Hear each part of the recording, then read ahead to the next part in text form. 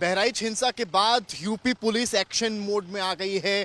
Encounter में हुआ है और 2 आरोपियों को घायल हुए हैं जिनको अस्पताल में भर्ती कराया गया है। तो वहीं जो कुल मिलाकर 6 आरोपी थे उनकी गिरफ्तारी अब हो चुकी है। हमारी मौजूदगी इस वक्त उस जगह पर है जहां पर इस पूरी घटना को अंजाम दिया गया, जहां पर पूरी घटना हुई। ये वही सड़क है जहां से वो शोभा यात्रा निकल रही थी और ये वही छत है जहां पर झंडा पहले फहराया गया और उसके बाद गोलियां चली जिसमें राम गोविंद मिश्रा की जान चली गई। और ये तस्वीर आपको बताने के लिए काफी है कि किस तरह से यहाँ पर एक तरफ तो आप देखेंगे कल बड़ा दिन है, क्योंकि कल का दिन बेहद अहम इसलिए भी है क्योंकि कल जुम्मे की नमाज है।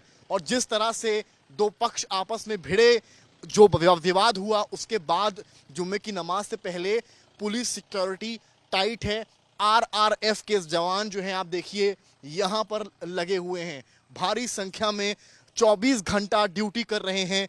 ये आरआरएफ के जवान रैपिड रिस्पांस फोर्स है, चाहे अस्पताल हो जहां पर अक्यूज जो है जो भर्ती हैं वो हैं, या फिर ये स्पॉट जहां पर पूरी घटना को अंजाम दिया गया। और सबसे बड़ी बात यह है कि कल जुम्मे की नमाज को लेकर ये फोर्स पूरी बढ़ाई गई है, जिसकी वजह से ये आरएएफ के जवान देर रात भी ड्यूटी पर लगे हैं। आप चाहे इस ओर देखें और चाहे इस ओर देखें, आपको आरआरएफ जवान की टुकड़ियां यहां पर नजर उस दौर से आ रही हैं जब से इनकाउंटर हुआ है। उसके बाद से ये टुकड़ियां बढ़ी हैं कल, क्योंकि जुम्मे की नमाज है उसको लेकर तैयारियां जमीन पर पुख्ता की गई हैं। पीछे आप देखेंगे तो मस्जिद है और ये जो रास्ता मैं आपको दिखाऊंगा ये वो रास्ता है जहां से कल सुबह लोग जाएंगे नमाज अदा करने के लिए, और इस रास्ते से होते हुए वो नमाज अदा करने के लिए जाएंगे।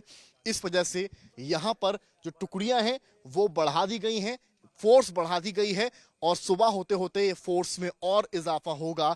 ऐसे में जो ये जवान आप देख रहे हैं आरआरएफ के, ये 24 घंटा यहाँ पर ड्यूटी कर रहे हैं, चाहे रात हो चाहे सुबह।